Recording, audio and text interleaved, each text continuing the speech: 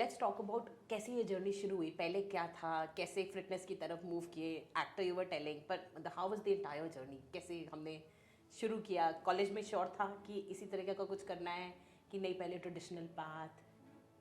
I think कभी सोचा ही नहीं था। आई थिंक लास्ट थिंग जो मैंने कभी सोचा होगा to become a fitness coach, and oh, that is the I think irony of it कि तुमने किसी चीज़ के बारे में सोचा नहीं था, आज तुम कर रहे हो।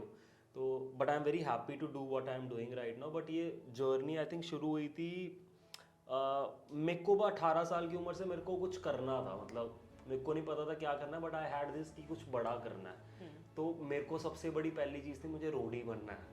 So, रोडी मतलब हर बच्चे का हाँ, सो मेरे को रोडी बनना था। That's how I came into fitness.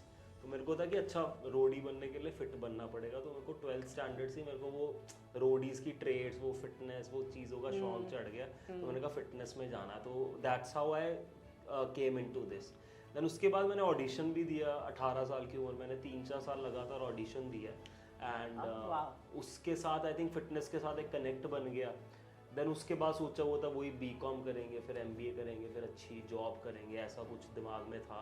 इतना कुछ सोचा नहीं था, बट मैंने कहा चलो ये साइड हसल है वो कर लेते हैं।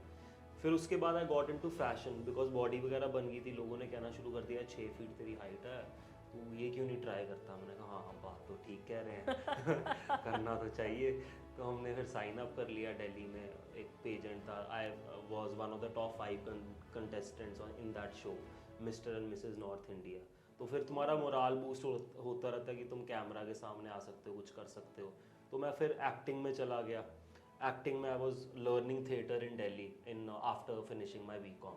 तो मैंने कहा यही करना है, and I was enjoying that process of street plays, नुक्कड़ नाटक हम करते थे। मैंने कहा नहीं ये लाइफ सही है, मुझे ये करना है, मुझे मेहनत करके वहाँ तक पहुँचना है। तो हर रात सोने से पहले मुझे होता था कि नहीं मेरी भी किसी दिन पिक्चर आएगी। तो अगेन वो बड़ी बड़ी बातें थी, तुम शेयर नहीं कर सकते थे, बट तुम डिफरेंट सिटी में थे तो तुम वो सपने देख सकते थे। तुम अपनी सिटी में रह के तुम्हें लोग पूछते अच्छा तेरी पिक्चर कब आ रही है, लाइक तो वो चीज़ें थी। बट अगेन मेरे घर वालों ने कहा कि नहीं अभी तुम्हें एमबीए करनी चाहिए। और मेरे दिमाग में भी था कि मैं अगर बॉम्बे चला भी गया, like how will I manage my expenses, because I come from a middle class family. मैं कहा यार घर वाले दे तो देंगे, बोल लूँगा, मतलब प्रेशर डाल लूँगा, दे विल डू इट, वो है ऐसे के। बट मैंने कहा मुझे डालना नहीं है। तो फिर मुझे वापस आना पड़ा सिटी, दिल्ली छोड़ के। तो फिर मैंने कहा और दूसरी चीज़ कौन सी है जो मैं करना चाहता हूँ, एंड दैट वाज फिटनेस। तो मैंने कहा चलो ये करते हैं, इसको सीखते हैं, इसको सीख के कुछ साइड इनकम बनाएंगे, बॉम्बे जाके फिर एक्टिंग करेंगे। अच्छा, तो it started as a side income. Side income, it was just side income की करूंगा कि मेरे को मज़ा भी आ रहा है, काम मिल जाएगा। आई वाज वेरी कॉन्फिडेंस में कुछ मिल जाएगा, इतनी देर से कर रहे हैं, कुछ सीख लेते हैं कोचिंग के बारे में, लेट्स सी।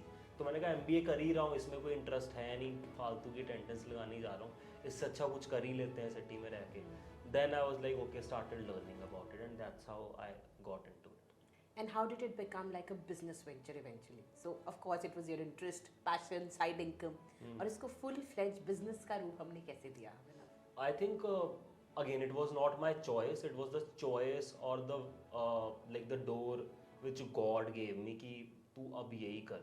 In 2020 से पहले, like in 2019 और 2020 starting, like January, I bragged my first client in the city only, and it was my first client. It was a very high ticket client.